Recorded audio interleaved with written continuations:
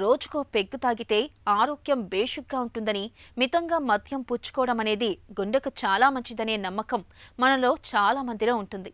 ఈ నమ్మకంతోటి మద్యాన్ని మితంగా తాగడానికి చాలా మంది మొగ్గు చూపుతూ ఉంటారు.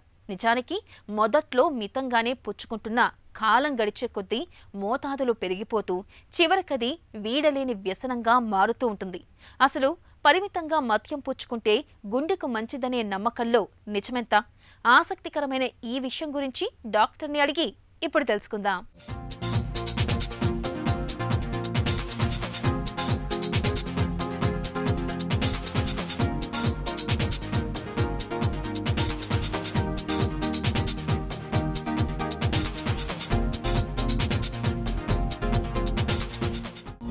పరిమితంగా మద్యం గుండెకు మంచిదంటారు, నిజమేనా? ఆల్కహాల్ అనేది ఒక మోతాదులో తీసుకోవటం వలన కొన్ని అంటే మంచి ఫలితాలు కలగవచ్చు బాడీకి, ఆరోగ్యానికి. కానీ at the same time alcohol ఒక లెవెల్ దాటి తీసుకోవటం వలన మన బాడీకి నష్టం జరిగే అవకాశం ఉంటుందండి.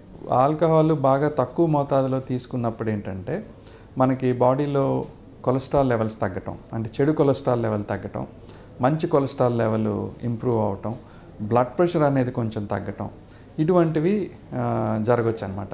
అదే ఆల్కహాల్ ఒక లెవెల్ దాటి ఎక్కువ తీసుకుంటే మనకు ఎగ్జాక్ట్గా ఆపోజిట్ ఎఫెక్ట్ రావచ్చు. అంటే చెడు కొలెస్ట్రాల్ పెరిగిపోవటం, మంచి కొలెస్ట్రాల్ తగ్గిపోవటం, అండ్ అదేవిధంగా మనకి వెయిట్ పెరిగిపోవటం, షుగర్ లెవెల్స్ పెరిగిపోవటం, బీపీ లెవెల్ పెరిగిపోవటం, ఇటువంటివి జరిగే అవకాశం ఉంటుంది.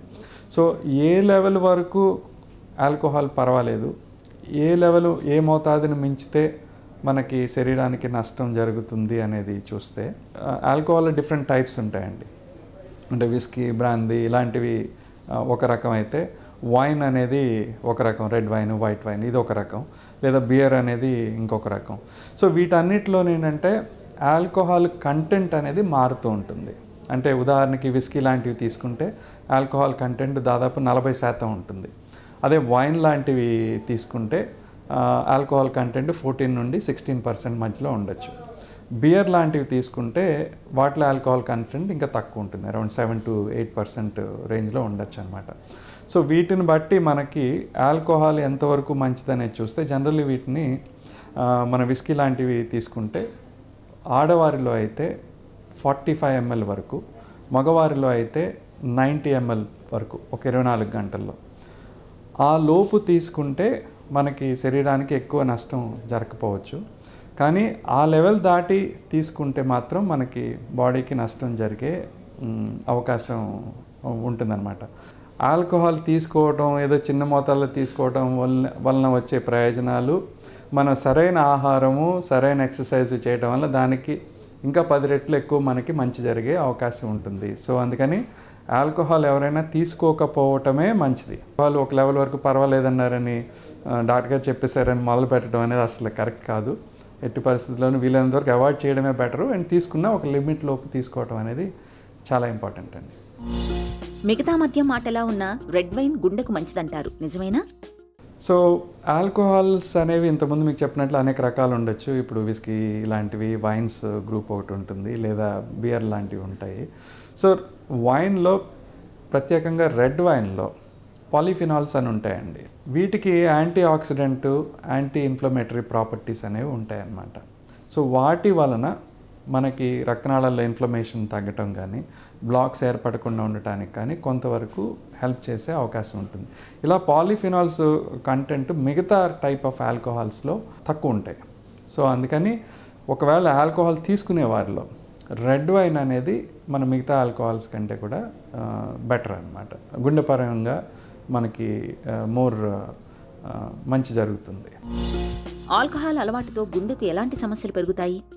సో ఆల్కహాల్ ఎక్కువ తీసుకుంటే ఏమవుద్ది అనేది మనం చూస్తే, ఆల్కహాల్ ఒక లెవెల్ దాటి ఎక్కువ తీసుకున్నప్పుడు మనకి బాడీలో చెడు కొలెస్ట్రాల్ ఎక్కువ అవటం, మంచి కొలెస్ట్రాల్ తగ్గటం, బ్లడ్ ప్రెషర్ అనేది బాగా ఎక్కువ అయిపోవటం, షుగర్ లెవెల్స్ బాగా పెరిగిపోవటం, అండ్ రెగ్యులర్గా ఆల్కహాల్ తీసుకునే వారిలో వెయిట్ బాగా ఎక్కువ అయిపోవటం, ఊబకాయం అండ్ ప్రత్యేకంగా బానకడుపు లాంటివి రావటం అనేది ఎక్కువ జరిగే అవకాశం ఉంటుంది.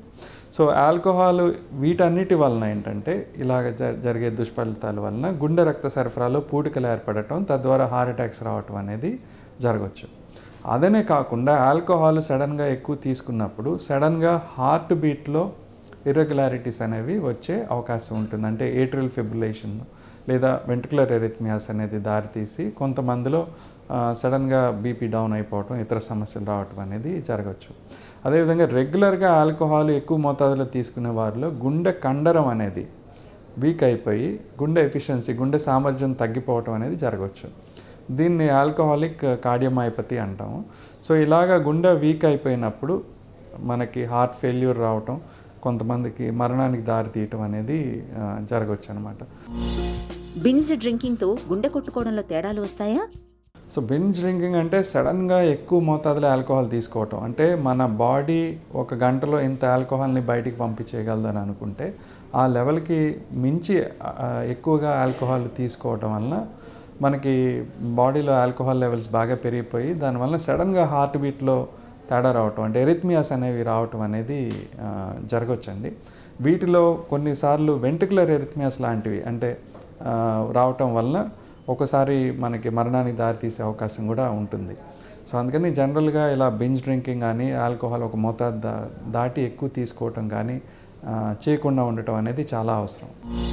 మద్యపానంపై మనకు ఎలాంటి అవగాహన అవసరం?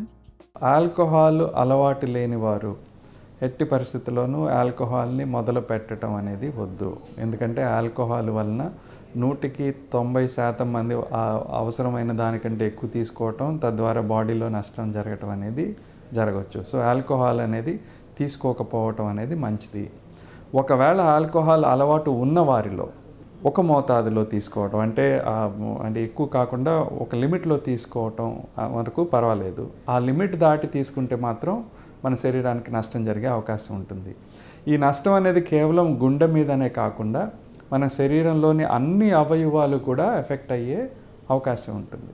అంటే ఉదాహరణకి ఇంతకుముందు చెప్పినట్లు గుండె హార్ట్ ఫెయిల్యూర్ రావటం, వాటితో పాటు లివర్ ఫెయిల్యూర్ రావటం, ఆల్కహాలిక్ సిరోసిస్ అంటాం, లివర్ ఫెయిల్యూర్ రావటం, కడుపులో అల్సర్స్ రావటం, బ్లీడింగ్ అవటం, లేదా మన బ్రెయిన్ మీద ఎఫెక్ట్ పడి మనకి ఓవరాల్గా మన బ్రెయిన్ ఫంక్షనింగ్ అది తగ్గటం, కొంతమందిలో డిమెన్షియా లాంటివి రావటం, ఇటువంటివన్నీ జరిగే అవకాశం ఉంటుంది. సో ఈ అన్ని కారణాల వలన జనరల్లీ ఆల్కహాల్ అవాయిడ్ చేయడం బెటరు. ఒకవేళ తీసుకుంటే ఒక మోతాదులో ఉండటం, ఒక లిమిట్లో ఉండటం అనేది చాలా అవసరం అండి. మద్యం మనల్ని గమ్మత్తుగా మత్తులో ఉంచుతూ మెల్లమెల్లగా మన ఆరోగ్యాన్ని కబలిస్తూ వస్తుంది. రోజుకో పెగ్గు లేదా మితంగా అయినా సరే మద్యాన్ని మన ఆరోగ్యం పాలిట శత్రువుగానే చూడాలి. మద్యానికి ఎంత దూరంగా ఉంటే మన ఆరోగ్యం అంత బేషుగ్గా ఉంటుంది.